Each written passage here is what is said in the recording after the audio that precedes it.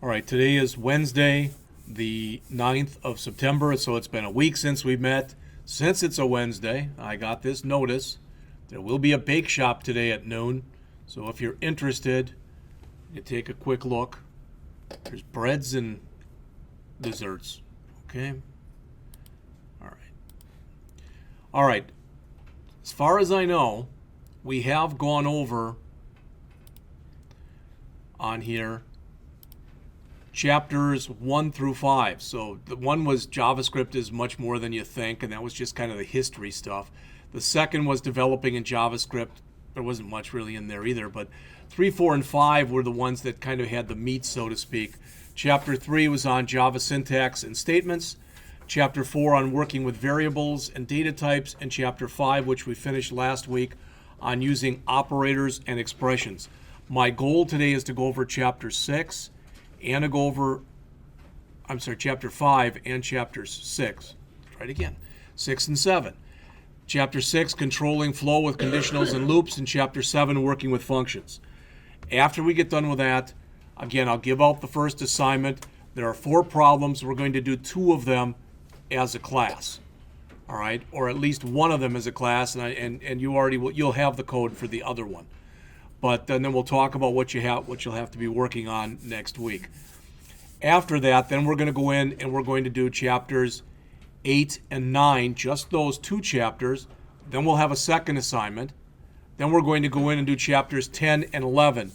And we probably won't even have an assignment on that. If you notice in here, chapter 10, first of all, that whole chapter is like about 3 pages long. So there's not really very much in it. Chapter 11 is an introduction to jQuery. We will go over that.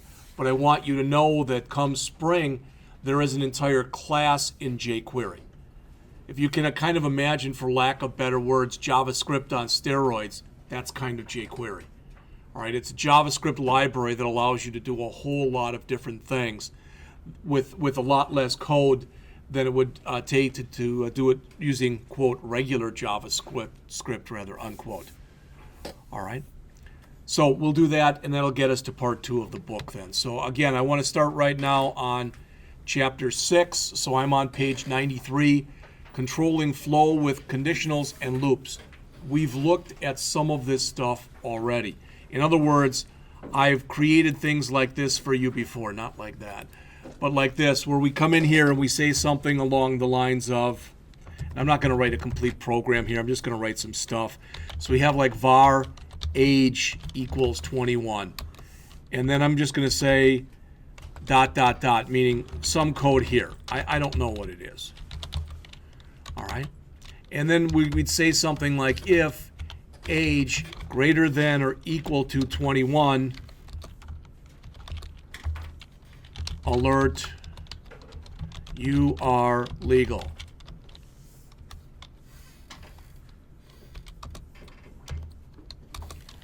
Else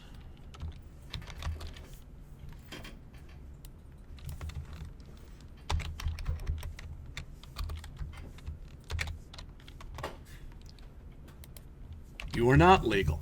Okay? This isn't anything new. This is all stuff that we've looked at before. Again, what goes into the parens right here after the word if, that's a Boolean condition. So it must be either true or false. If it's true, you do what is contained within the curly braces. If this is false, you skip this and you do what's in the curly braces by the else. So either the if can be true or the else can be true, but one of them must be true the way that this is currently written. Does that make sense? All right. Now, what if we change this? Because let's see. What if we wanted to say else if something along the lines of age equal 21? All right, just as an example. So we're going to say here if age is greater than 21. So otherwise, if age is equal to 21, you just became legal, something like that. And then we'll come down here and we'll do an else, and we'll say Again, alert, you are not yet legal. All right. Now, a couple things about this. Again, if that's true, you do this and you skip everything else. Does that make sense to people? Because only one of them can be true.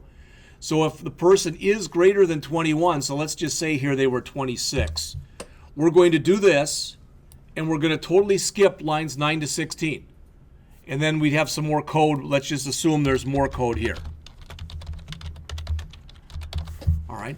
So in this case, this is true. So we're going to do this alert and we're going to skip all of this stuff. Bless you. If the person is 21, well, then this is not true. So we skip this. This is true. So we do this. And we skip the last else that's in there. If the person is 11, they're not greater than 21. They're not equal to 21. So we'll do this. All right. So what the if combined with the else if and the else allow you to do, it's kind of like you come to a fork in the road. All right. And here you can go one of three ways. You can have as many else if statements as you want to, but only one else. And the else, if you're going to have a bunch of else ifs, the else must come at the end. I'm just giving you the syntax. And that's not just in JavaScript, that's virtually in any language. You don't need to have an else if, you don't need to have an else. We could have both of these could be gone from here, which would mean if you were greater than 21, you would alert you are legal, otherwise you do nothing. So it's totally up to you based on the requirements that you're given and what you want to do with those requirements based on how this is done. All right? All right, so keep that in mind as we start on here, because again, they'll talk about using different types of conditional statements. The if-else, then we'll go and we'll look at another one, which is a switch statement. We'll look at that. Then we'll look at the three kinds of loops that exist in JavaScript. The for loop, the while loop, and the do while loop, and we'll look at all those. All right? Now, he gives you a different example in here, but it's pretty much the same stuff that I just mentioned to you. Again, the syntax if, where it says some condition, again, that's a Boolean condition. And that means that must be true or it must be false. If the Boolean condition is true, we do all the stuff within the curly braces. If it's not, in this case, we just go outside of it. Now, this says if the condition is true.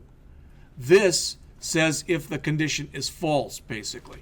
So there's a lot of different ways that you can write this. They give you some examples here. If the cost of your flight is less than $350, that means it can be up to $349.99. All right? So as long as it meets those criteria, you'll call this function that's called book flight. Here, if the forecast is not equal to windy, you'll call a routine that's called take garbage out. Kind of a silly example, but you get, hopefully, what's going on. Remember, when you're testing for equality like this, it's a double equal sign. If you were to take that code that you see up on the screen right now and you used a single equal sign, that would actually come back as being true. Because it is totally legal to assign y to x. Okay.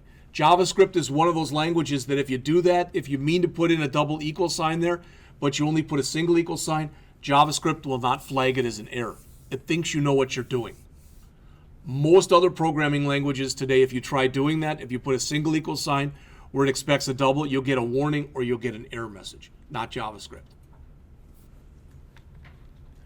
All right. The prompt function. Well, we've been talking about the prompt function for quite a while.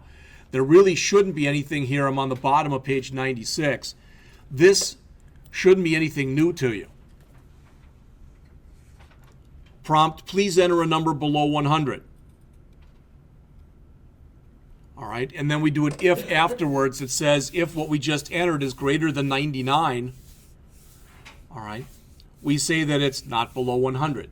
Now, this isn't written very well. If you remember, one of the things that I showed you last week was we did a prompt, and then on the outside of it, we did a parse int to convert that to a number. That's really what the author should have done right there. So what I'm saying is, although that may work, what the author has shown here in this code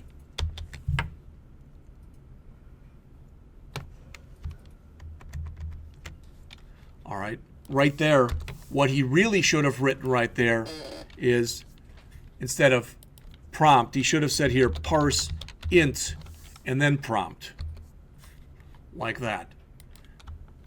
Because what that would have done is it would have done the prompt for the number, and then it would have attempted to convert that into an integer value.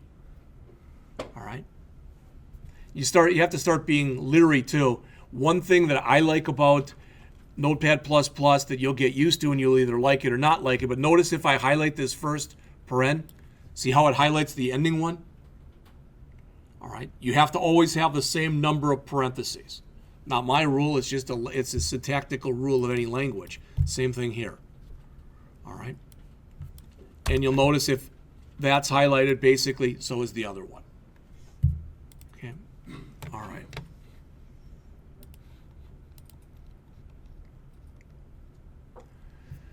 If you do use, as it says right here, if you do use Internet Explorer when you try to run your JavaScript program, you might get a prompt box that comes up that says, hey, are you sure you want to do this? If you click OK, you'll be all right. Again, not for that reason, but I just recommend that you use Google Chrome with these examples. Compound conditions. If you look at this right now, hopefully this makes sense. This literally reads as if the input number is less than 51 or the input number is greater than 99. So you'll notice if you want to combine two conditions together with the word or, it's a double pipe sign. That pipe sign is right up above your enter key on your keyboard, but you have to hold down on the shift key. All right, it might look like it's like a dash dash, two vertical dashes, but it is a pipe sign. Now, this is something that you're going to have to see and you're going to have to be leery of. All right, what I'm about to show you right here, I'm going to remove all this and put in this. This is the same thing the author just put in here. Alert. I'm just going to cut it down just so we're able to read it. There. All right. If you wanted to, this could be rewritten like this. Again, I'm just going to put a little comment here. So if we wanted to, we could come back in here and do some rewriting on this. And there's a little bit of a difference between these two.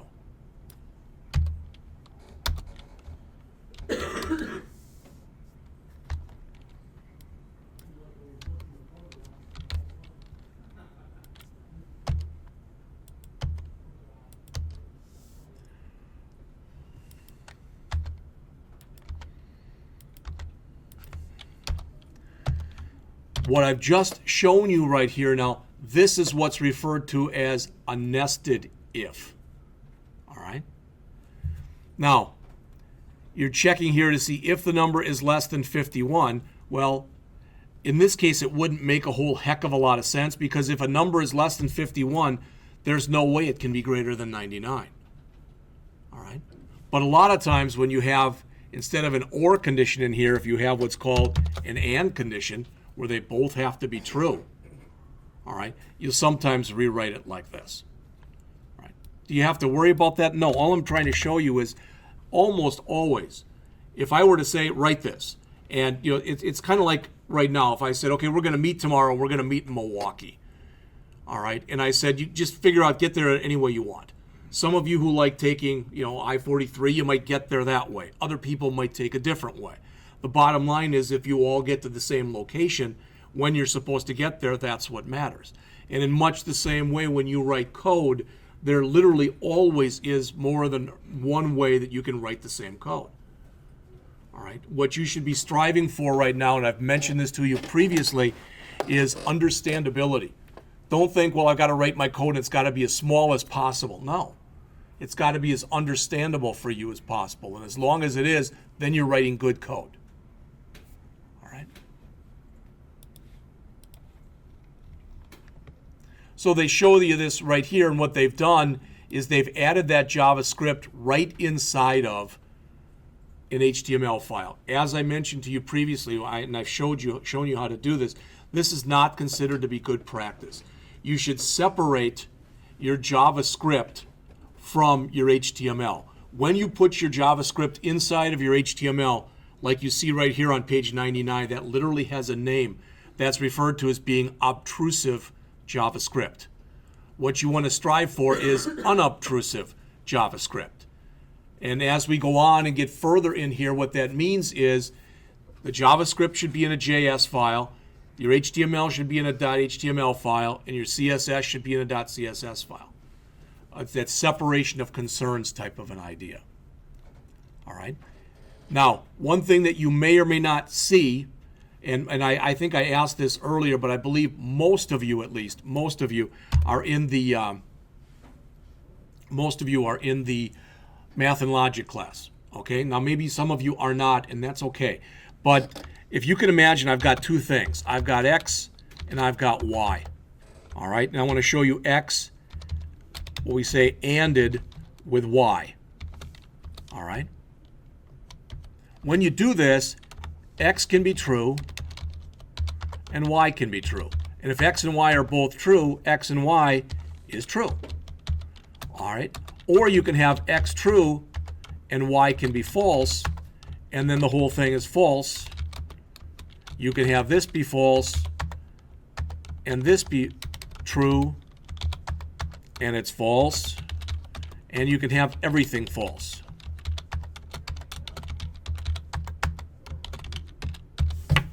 All right? So if you can imagine X is something, I don't care what it is. Y is something. And again, I don't care what it is. But if two things that you're checking here are both true and you're doing an AND on them, all right, then it's true. But if any part of them is false, like here or here or here, then the whole thing is false. All right? On the other hand, if we go the other way and we say X, Y, X, and we OR that with Y,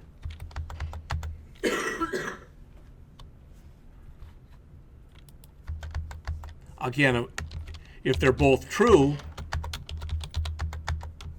of course the whole thing is true.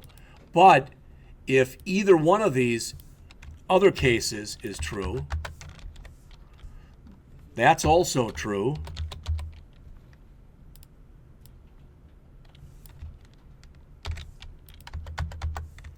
That's also true.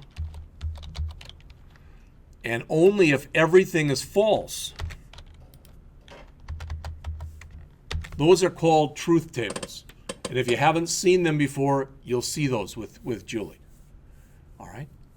And the other one is what's called not. All right? So that is just works with one thing.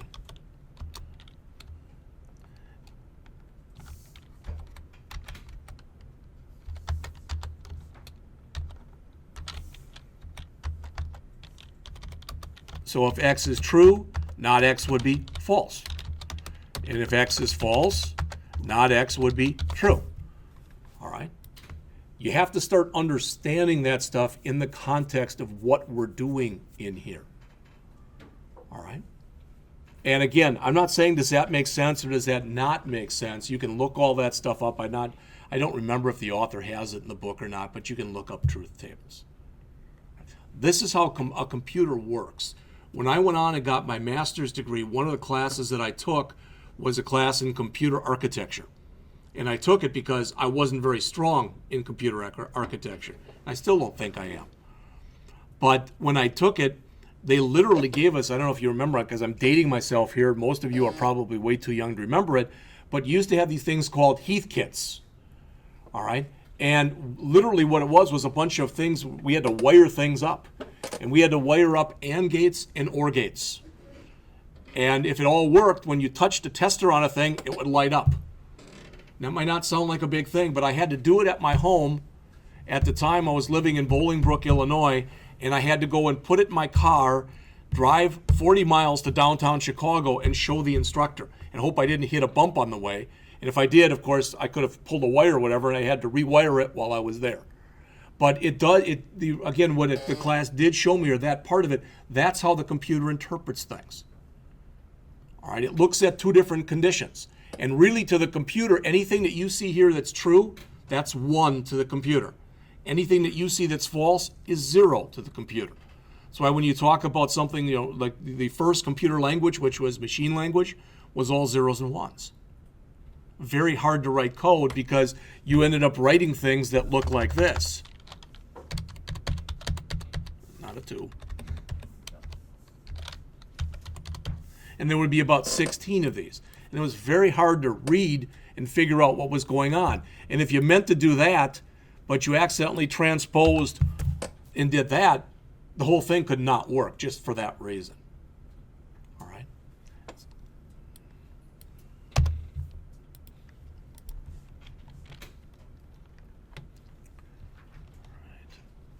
Again, I've already mentioned the else if and the else with you. Okay. As it says, most programming languages have the if else, but differ in how those are spelled. All right. Sometimes they spell it like this, ELSIF, which looks misspelled.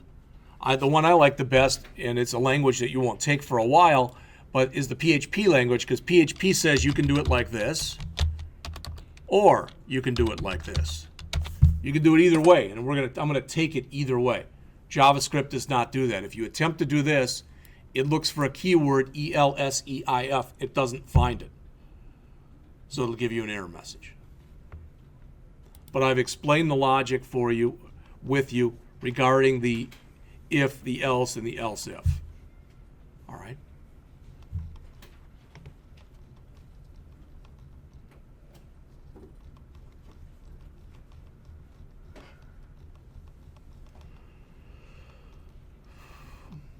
Then we've got a special other thing that's in here that's called the ternary operator.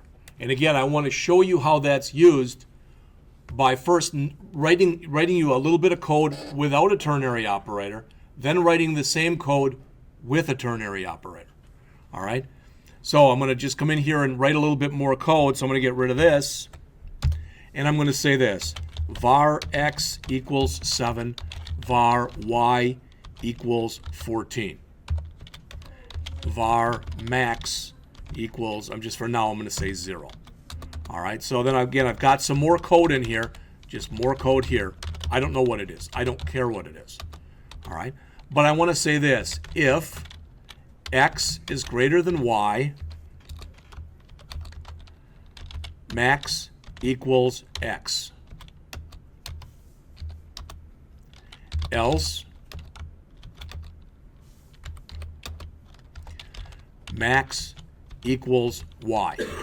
All right, so in this case, well, 7 is not greater than 14, so we skip this, and we set max equal to y. Does that make sense to everyone? All right. But we can take all the code that you see here in gray, all that, and we can rewrite that 1, 2, 3, 4, 5, 6. We can rewrite those 8 lines as one line. All right, and virtually every programming language lets you do what I'm about to show you. All right, so I can do this. I can say max equals, and then I have to check x greater than y. Then I say question mark x colon y. Now it looks a little weird for lack of better words, so let's just go over it. What this says right here is check to see if x is greater than y. Then after the question mark means if that's true, do this. So it's going to take x and assign it to max. If it's false, you do what's after the colon. So take y and assign it to max. Sometimes that can lead to a lot crisper code. If you say, well, yeah, maybe, but I don't really get it, then don't use it. All right, but you'll find that a lot in code. And people say, well, what if you had another thing? Well, this right here, that's the true action. That false action, you could make another check in there if you wanted to. All right, if you needed to do that. Most people will tell you that that kind of code can get really confusing really fast. And again, if you feel that way, then just don't use it. It works well with what I just showed you right there. All right. And that's the explanation. The example they give is just kind of weird, for lack of better words. All right. All right, turning up to page 106, they talk about using a switch condition. And the author says, well, look, if you have this. I'm just going to grab his example here.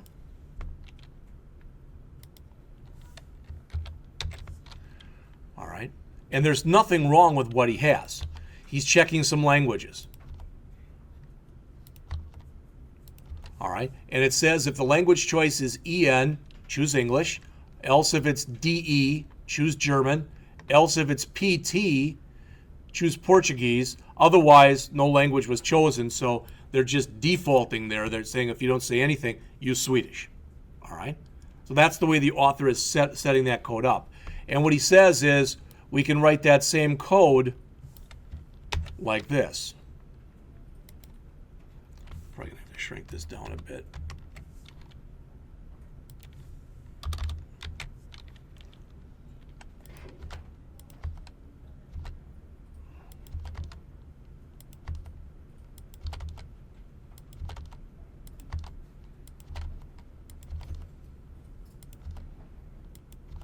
So this is the same code. How does it differ? Well, you don't have an if in there. You use the word switch, which is a key word in the language. Then in parentheses, what do you want to switch on? Then the whole thing has to be between curly braces. There's one here and there's one down there someplace. Maybe I didn't copy. There it is. All right.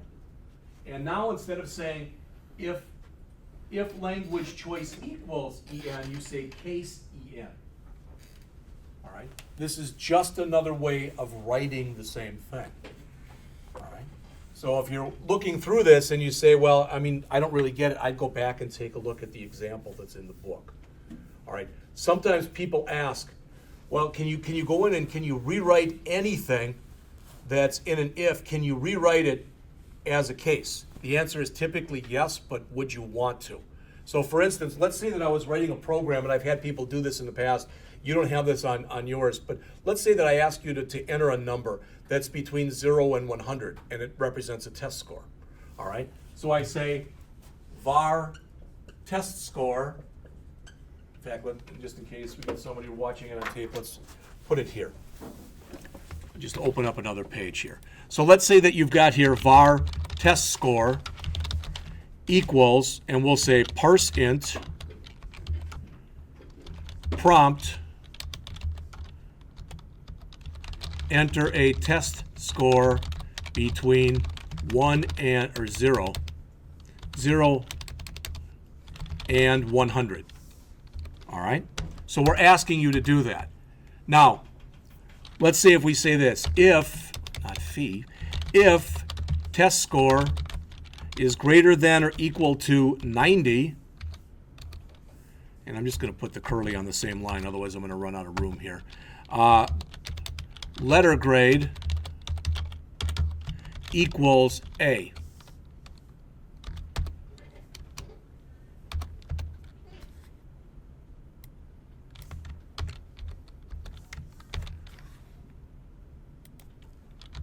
Else, if it's greater than or equal to 80, letter grade is a B.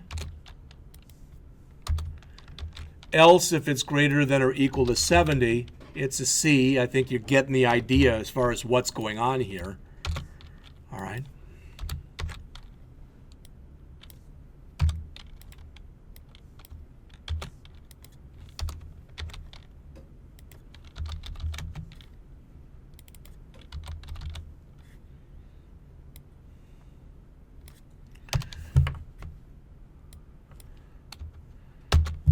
All right. Does that make sense to people looking at that?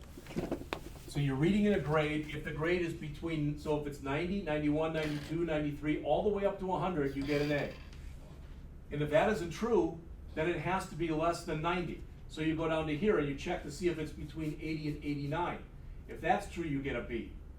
If you come down to here, it can't be any more than a 79. So if it's between 70 and 79, you get a C. You come down to here, it's got to be, the max you could get to be a 69. So between 60 and 69, it's a D. Otherwise, you get an F. All right? So I'll keep that one up there, but I'll just open up another one quick. And what if we had this same thing in here? Well, imagine that we wanted to write this as one of those switch statements. So I would say switch on test score. Guess what I have to write down? This is why this isn't used here. I have to say case 100, case 99, case 98. So I would have to list that 100 times. Actually 101 times because of 0. I don't want to do that. So sometimes using this, so imagine I'll just do the A's.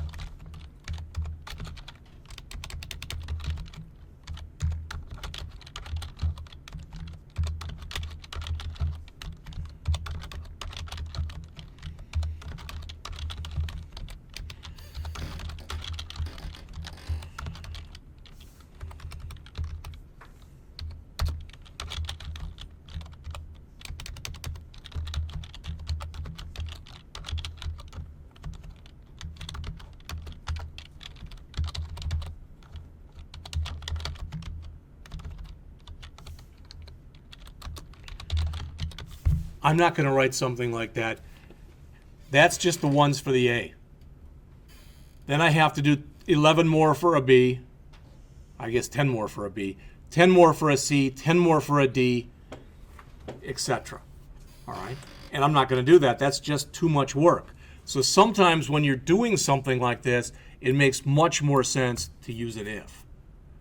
All right? But if you have relatively few choices, then what can happen is using something like this can be easier to use. Again, the example that the author gave was a good example because you've only got 3 different types. And this default that you see in here, that's like a final else. Okay?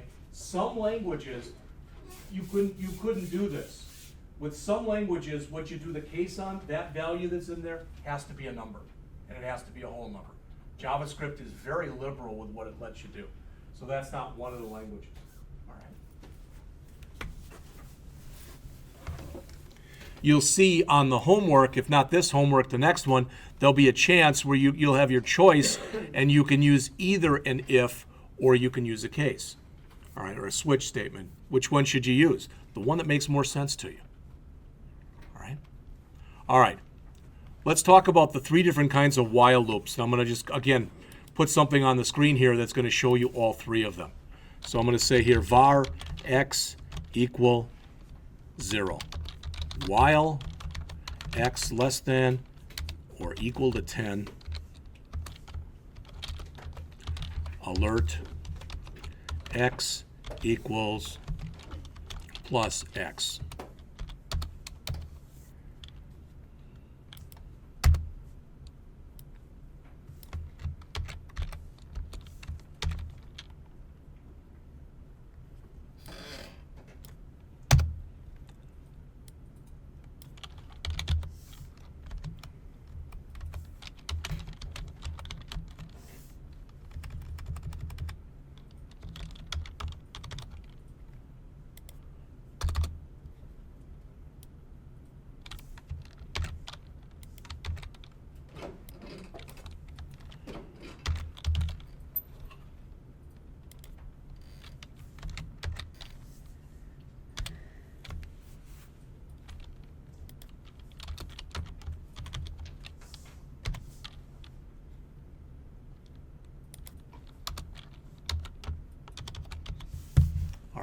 So what you see on your screen right here, these are the 3 major looping types that you have. All 3 of these, unless I made a syntax error, I don't think I did, but with all 3 of these, it's going to write x equal 1, x equal 2, x equal 3, x equal 4, all the way up to 10. All right? And again, so the reason that you use loops is you want to repeat the same code a multiple number of times. If I have 100 employees at my company, I want to use the same code, write it once, and call it 100 times, as opposed to having to write the same code 100 times. That would be just dumb to do that. Imagine I was a place with more than 100 people. Maybe I had 1,000 people. I don't run it 1,000 times. All right. So this loop right here, the while loop, all right, this is called a pretest loop. Any loop has 3 components, and those components are initialization, test, and increment or decrement. And if we look at these, here's our initialization here, var x equals 0. Here's our initialization here in line 8, and here's our initialization in line 14. So in all 3 of those, we're doing initialization. All right? Here's our test. As long as x is less than or equal to 10. Here's our test. X less than or equal to 10. Here's our test. X less than or equal to 10. So in all 3 cases, we're doing a test. And finally, an increment or a decrement. This says, again, add 1 to x. This says add 1 to x. And this says add 1 to x. So in all 3 of the cases, we're meeting all the criteria for looping.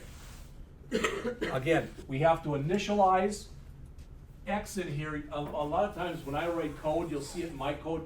Instead of using the letter X, I use the 3 letters LCV because it represents a loop control variable. And that's what LCV stands for. So a lot of times when I write, this is considered about the only time that a programmer can actually use variable names like IJK, XYZ, etc. Other than that, you really aren't supposed to. But if they're loop counters, it's okay to do that. So again, each one of these is going to print out x equal 1, x equal 2, x equal 3, etc. In fact, this one will print out x equals 0 because that's what I initialized it to. So that'll print out 0 to 10, that'll print out 1 to 10, and that'll print out 0 to 10. All right, so let's talk about the differences between these. What if I did this?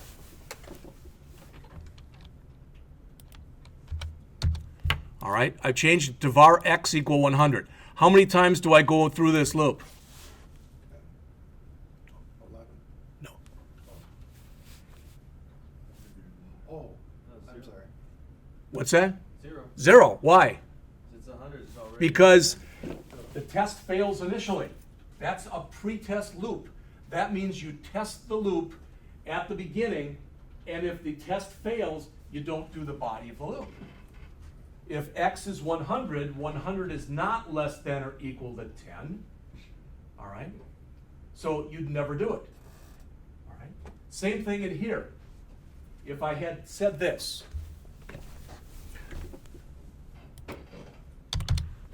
x equal 100, as long as it's less than or equal, I wouldn't go through it here either.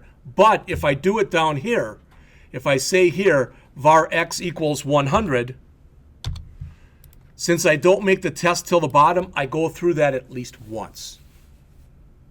All right? So,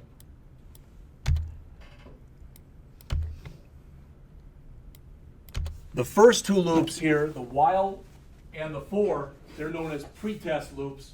The do while is known as a post-test loop because you don't make the test until the end of the loop.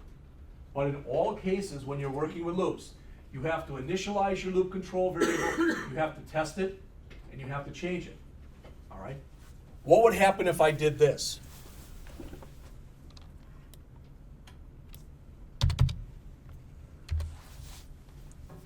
Anybody want to take a guess? It's counting down instead of counting up. You're right. That's what would be what's called thank you, an infinite loop condition. Because instead of getting closer to my end goal, I'm getting farther away. So that's going to write x equal what? X equal 10, x equal 9, x equal 8, x equal 7, etc. In fact, I'm going to make that back at 1 where we had it before. So 1, 0, -1, -2, etc. That first one was 0. Was 0? Okay, thank you. But you get the idea. Almost always, when you've got an infinite loop, almost always, that's a mistake. There is certain code that's supposed to run 24/7. That's always supposed to run.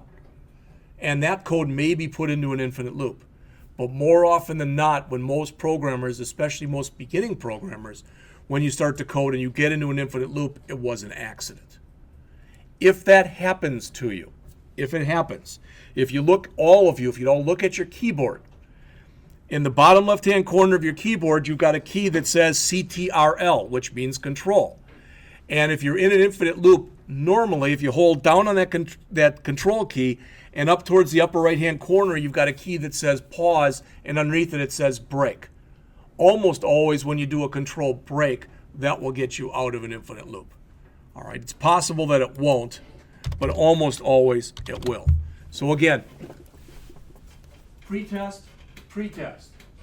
All right, initialize your loop control variable, test your loop control variable, increment your loop control variable. All right. You'll notice that with the for loop, it's a little bit more compact because here you need 1, 2, 3 lines here for a while loop. Here you only need 1 line. All right. This one down here, the do while, is called a post-test loop because you don't make the check until the end of the loop. With a do while, you must always go through the loop body at least once because you don't check your test until you've already gone through it once. This is also the only time, and please listen, you can look up here if you want, but please listen, this is the only time after any if or after any switch or a for or a while, never right after that, never put a semicolon there, never put a semicolon there, but here you must put a semicolon at the end. That's just the syntax of the language. All right, and what we're showing you right here, these are pretty much the same looping constructs you have in virtually every programming language. And they're implemented pretty much in the same way. All right.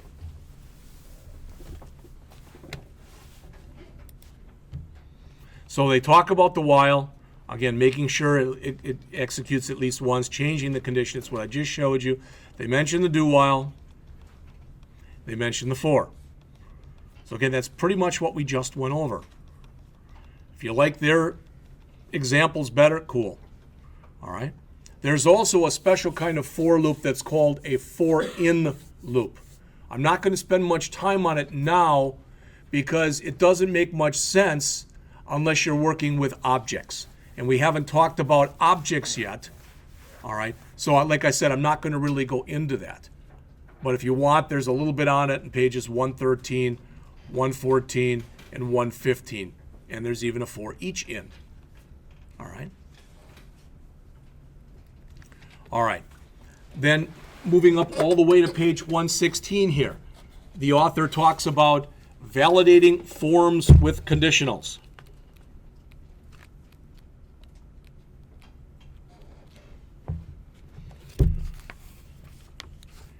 And it says earlier in this chapter you used prompt to obtain some stuff. Well, this is what we started looking at. You may or may not remember, but we did something sort of like this. But what we did was rather than checking this, we asked you to enter something like an age, and then we checked to see if it was not a number. So we were already doing some validation. Okay? If you were doing an age, you'd probably do three validation checks. You'd probably check, first of all, to see whether or not it was a number. Second of all, that it would have to be greater than 0. And third of all, probably have to be less than or equal to maybe like 125, depending on what you consider to be a valid age. All right?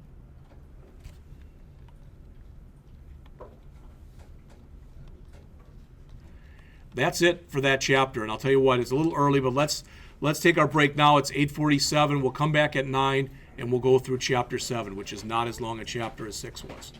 Again, if you didn't get one of those sheets from John for the TAC 3 grant, please get one. And if you filled them out, please give them to John, and he'll get them up to Carissa. And John also handed out a sheet, too, for that you're supposed to fill out, and we'll get into the specifics of that later.